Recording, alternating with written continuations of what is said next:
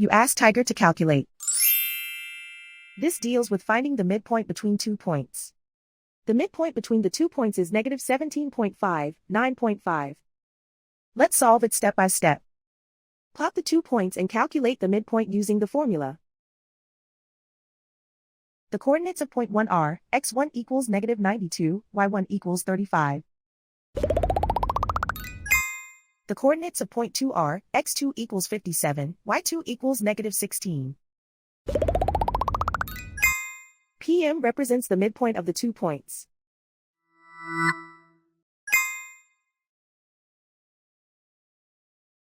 Use the x values in the midpoint formula to find the midpoints x. x1 equals negative 92. x2 equals 57. Simplify the arithmetic.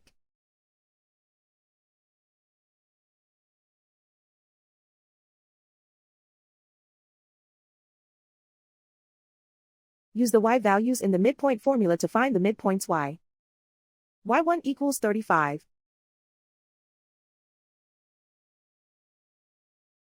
y2 equals negative 16. Simplify the arithmetic.